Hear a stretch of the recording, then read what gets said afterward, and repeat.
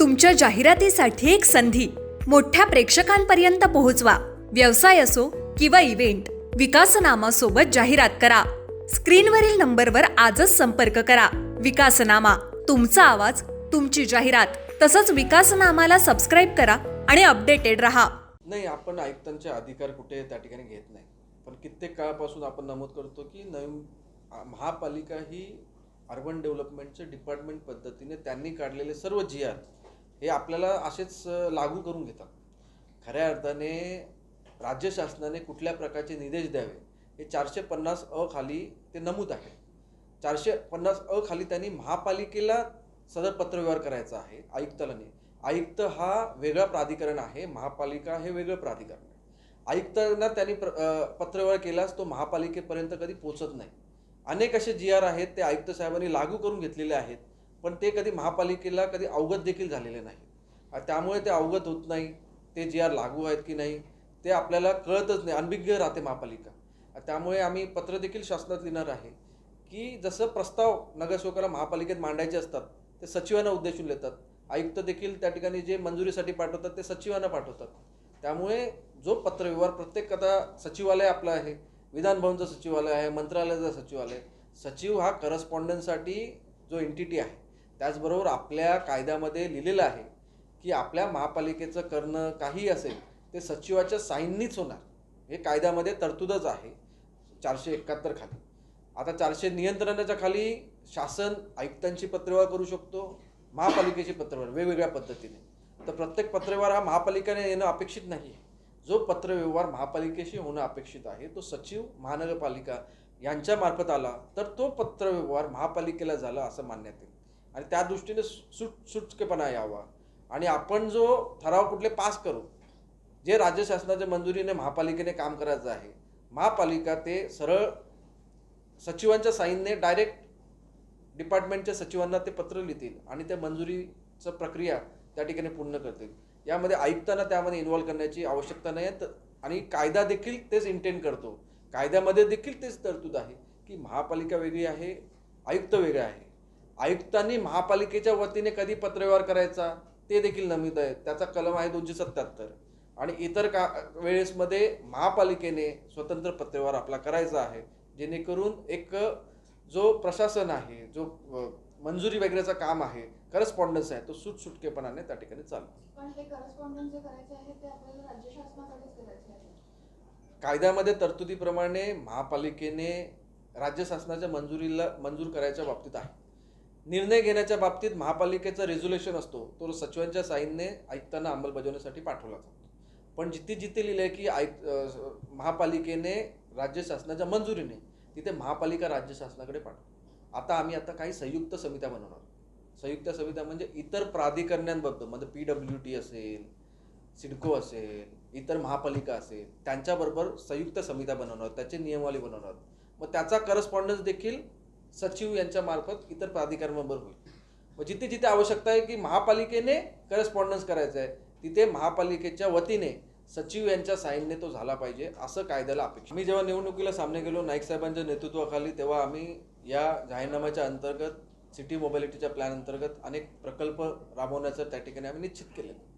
त्याचाच एक भाग म्हणून फेज 1मध्ये आम्ही रबाळे, ठाणे बेलापूर रबाळे येथे फ्लायओव्हर, पावणे येथे फ्लायओव्हर, तुर्बे फायझर इथे BSF पासून हायवेपर्यंत असा फ्लायओव्हर, त्याचबरोबर अतिशय आता आपल्याला ट्रॅफिक जॅम होऊ शकते असा एअरपोर्टसाठी राईट टर्न घेण्यासाठी तिथे अंडरपास, कारण की वरती ऑलरेडी ब्रिज आहे, या दृष्टीने एक ठराव आयुक्तांना त्या ठिकाणी प्राधिकृत करण्यात आलेलं, सर्व परमिशन वगैरे घेऊन त्या माध्यमातून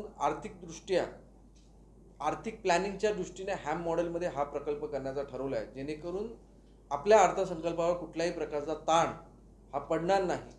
2 वर्षामध्ये आपला ही सुविधा, ही सेवा आपल्याला भेटून जाईल, पण त्याची फेड आपण पुढच्या 10 वर्षामध्ये करून सुविधा लवकर भेटेल पण त्याचा ताण आपल्यावरती पडणार नाही, अशा दृष्टीने आपण आयुक्तांना प्राधिकृत केलेला आहे. या ठिकाणी धोरणात्मक निर्णय महापालिकेने घेतलेला आहे. महापालिकेने आयुक्तांना त्या ठिकाणी प्राधिकृत केलेले. आयुक्तांनी जिथपर्यंत आयुक्तांना प्राधिकृत केलं जात नाही तिथपर्यंत ते हे काम हाती घेऊ शकत नव्हते. पण आता ते हाती घेऊ शकतो. ते एस्टिमेट तयार करतील, एस्टिमेट केल्यानंतर टेंडर काढतील, टेंडर काढल्यानंतर आपल्या महापालिकेची आर्थिक तिजोरीची चावी ही स्थायी समितीकडे त्यामुळे स्थायी समिती त्या आर्थिक बाबीकडे लक्ष घालती नाही, त्या बाबतीत निर्णय घेते. जर 2 वर्षाच्या 1 वर्षाच्या अधिक म्हणजे त्या आर्थिक वर्षाच्या अधिक जर खर्च जात असेल तर पुन्हा महापालिकेपुढे महासभेपुढे त्याच्या मंजुरीसाठी ते यावं लागतं. अशा प्रकारे नियमान्वये सर्व या सगळ्या गोष्टी सर्व पारदर्शक पद्धतीने नियमाला धरून प्रोसेस फॉलो करून या ठिकाणी होतील असा मला विश्वास आहे. असा प्रयोग यापूर्वी कुठे झाला आहे? कसा प्रयोग? जो प्रस्ताव आणला आहे, जो 70% अशा प्रकारचे हॅम मॉडेलमध्ये याचा दुसरा पहिला शब्द होता डिफर पेमेंट. हा ham model national highway authority PWD MSRDC मध्ये केला जातो. तिथे 60-40 पद्धतीने म्हणजे 40% कॉन्ट्रॅक्टर टाकतो आणि 60% ही गव्हर्नमेंट बॉडी टाकते. इथे आपण 30% गव्हर्नमेंट बॉडी आणि 70% कॉन्ट्रॅक्टर अशा प्रकारचं घेतलेलं आहे, जेणेकरून आपल्यावरती लोड त्या ठिकाणी कमी येईल. ही एक फायनान्शियल प्लॅनिंगच्या दृष्टीने आपला बजेट एक्झॉस्ट होऊ नये या दृष्टीने आपण एक सभागृहाने तो निर्णय घेतलेला आहे. आणि निश्चितच यामुळे छोट्या छोट्या कामांवरती जो बजेट कमी व्हायचा तो होण्यामधून शिक्षण भेटावं यासाठी आम्ही प्रयत्नशील आहोत. त्याचबरोबर मराठी ही विषय प्रत्येकाने जाणून प्रत्येकाला इंग्लिश मिडियमचं शिक्षण देण्याचं धोरण आम्ही त्या ठिकाणी केलं होतं.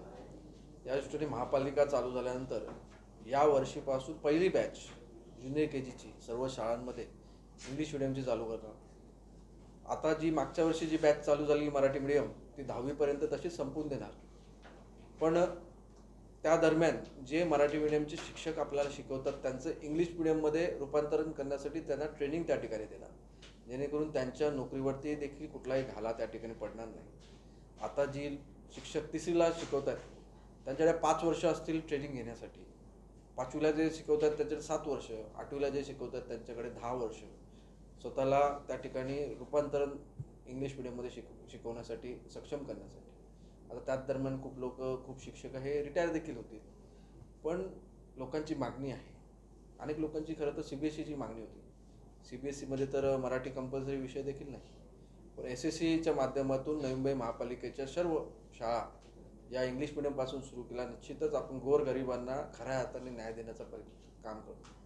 खऱ्या अर्थाने शिक्षण हे भविष्य निर्माण करण्याची साधन आहे. त्यामुळे त्यांना शिक्षण देणं हे आपलं कर्तव्य आहे.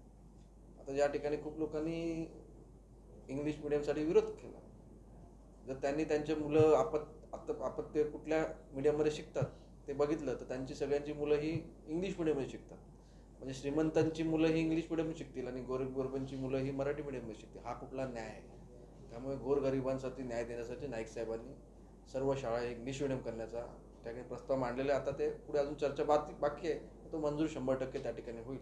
त्याचबरोबर इतर देखील शिक्षणाच्या दृष्टीने aptitude test, alpha aptitude test, career aptitude test अशा पद्धतीने करिअर गायडन्स आणि नवीन विषय सिविक सेन्स जे आपल्या साफसफाई जे पब्लिक अवेअरनेस आहे जे शाळेमधूनच शिकून पाठवलं तर निश्चितच अवेअरनेस त्या ठिकाणी होईल. अशा प्रकारचं सब्जेक्ट शाळेमध्ये आपल्या शिकवण्याचं धोरण या ठिकाणी सादर केलेलं आहे.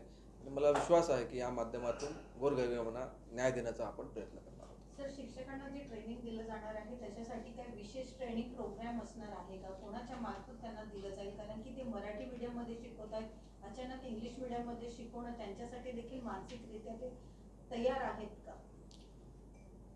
हे बघा की ज्या ठिकाणी शिक्षण सेवा देणं हे आपलं कर्तव्य आहे. मी ठरावामध्ये मांडलेलं आहे की यावर्षी आपण काही नवीन शिक्षण भरती करू, पण पुढच्या वर्षीपासून जे आपले शिक्षक आहेत त्यांना ट्रेन करू. शेवटी ते शिक्षकच आहेत, शिकूनच ते या शिक्षक बनलेले आहेत. त्यामुळे नवीन शिक्षक बनलं, शिक्षण घेतलं, ट्रान्सलेशन वगैरे शब्द वगैरे त्या ठिकाणी शिकले तर निश्चितच ते इंग्लिश मिडियम देखील शिकू शकतात. आणि त्या माध्यमातून त्यांच्या नोकरी अबाधित राहून आपल्याला दर्जाचं शिक्षण भेटण्यासाठी त्या ठिकाणी मदत होईल. आणि आता हे धोरण पास करतो यानंतर अंमलबजावणीचे सर्व अधिकारी सन्माननीय आयुक्त महोदय आहेत. आणि आयुक्त महोदय त्या प्रकारचं तशी निविदा काढतील, काही ट्रेनिंग इन्स्टिट्यूट त्या ठिकाणी हायर करतील आणि ट्रेनिंगचा प्रोग्राम त्या ठिकाणी सेट करतील. आणि एक कालबद्ध प्रोग्रामच्या माध्यमातून आता तर ज्युनियर KG पुढच्या वर्षी एक बॅच त्या ठिकाणी पुढे सरकून आपली पूर्ण इंग्लिश मिडियम चांगल्या पद्धतीने शिक्षण देण्याचा आपला हा संस्था काम करतो. हो का, मी कुठला प्रश्न देत नाही, पण सभागृहामध्ये कुठलं उपस्थित झालं तर त्या ठिकाणी मी माझं मत त्या ठिकाणी व्यक्त करतो.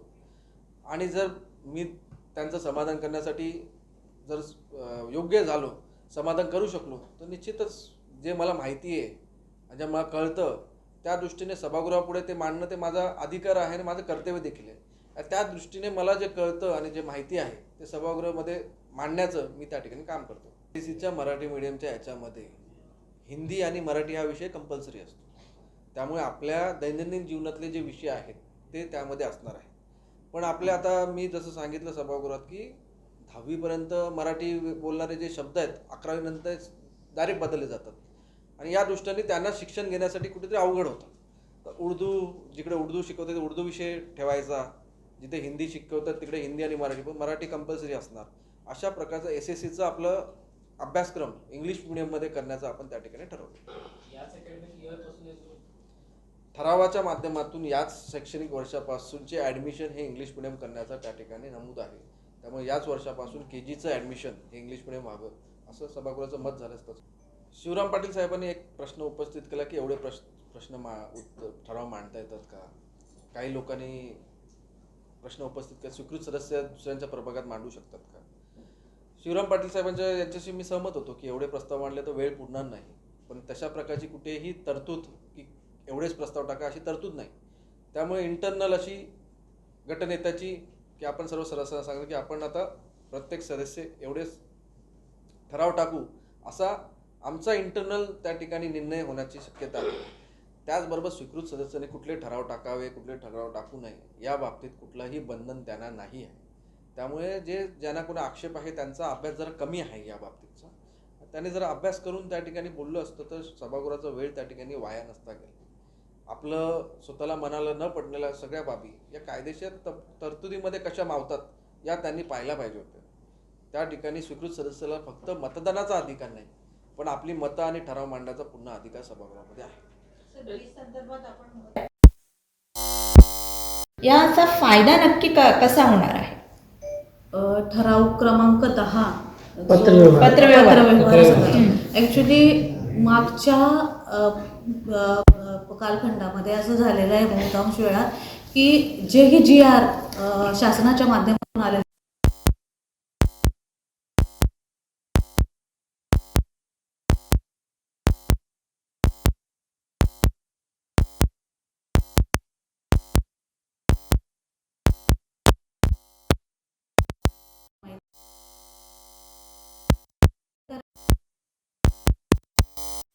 सचिव आहेत जे महापौरांच्या माध्यमातून शासनाशी पत्रव्यवहार करतील आणि जे काही GR येतील ते सचिवांच्या नावे येतील आणि ते पूर्णपणे महासभेसमोर म्हणजे सभागृहापुढे येतील आणि प्रत्येक सभागृहाला तो GR आल्यानंतर तत्काळ त्याची माहिती मिळणार आहे. म्हणजे भविष्यात काही होईल आणि त्याच्यानंतर ती GR आपल्याला शोधायची गरज पडणार नाही, आधीच त्याची माहिती सभागृहाला मिळणार आहे. असं कुठला GR आला आणि नुकसान झालेलं आहे आत्ता आपल्या महापालिकेचं असं? आत्ता आपल्या शिक्षणाच्या बाबतीत जो आपण आता एक विषय घेतला की आपल्या सगळ्या शाळा आपण इंग्रजी माध्यमाच्या करणार आहोत आणि त्या इंग्रजी माध्यमाच्या करताना मराठी विषय कंपल्सरी ठेवणार, त्याच्या विषय मी तुम्हाला डिटेलमध्ये देते. पण जेव्हा मी कुक्षेत्र प्रभागातून मी लोकप्रतिनिधी म्हणून निवडून आलेले आहे, मागच्या टर्ममध्ये जेव्हा माझे पती सूरज पाटील पहिल्या टर्मला नगरसेवक होते तेव्हा आपल्याला इंग्रजी माध्यमाची शाळा हवी असा आम्ही विषय मांडलेला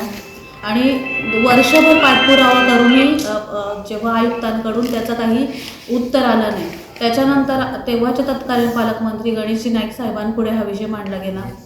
त्याच्यानंतर आयुक्तांना समोर बसवून मीटिंग घेण्यात आली आणि त्यांना विचारण्यात आलं. तेव्हा त्यांनी सांगितलं की असा GR आहे की राज्य शासनाकडून इंग्रजी माध्यमाच्या शाळांना काही निधी दिला जात नाही. म्हणजे ही गोष्ट आयुक्त साहेब वर्षभरात सांगू शकत होते आणि ही गोष्ट कुठेतरी लोकप्रतिनिधी म्हणून आपल्याला माहीत नव्हतं. तो जर GR सचिवांच्या नावे आधी आला असता तर आधीच सभागृहात प्रत्येक सदस्याला त्याची माहिती मिळाली असती आणि जो एक वर्ष पूर्ण मागणी करण्यात गेला तो कदाचित गेला नसता आणि 1 वर्ष आधीच इंग्रजी माध्यमाची शाळा कुक्षेत्रमध्ये आली असती. त्याच्यामुळे हा माझ्या माहितीतला विषय, असे बरेच विषय आहेत जे शासनाच्या माध्यमातून फक्त आयुक्तांकडे पत्रव्यवहारामुळे माहिती आहे, जे सर्वसामान्य लोकप्रतिनिधीला माहीत नाही, म्हणजे पूर्ण जनतेला त्याच्याविषयी माहिती नाही. नक्कीच मॅडम, तुमच्या जाहिरातीसाठी एक संधी. मोठ्या प्रेक्षकांपर्यंत पोहोचवा. व्यवसाय असो किंवा इव्हेंट, विकासनामासोबत जाहिरात करा. स्क्रीनवरील नंबरवर आजच संपर्क करा. विकासनामा, तुमचा आवाज, तुमची जाहिरात. तसंच विकासनामाला सबस्क्राईब करा आणि अपडेटेड रहा.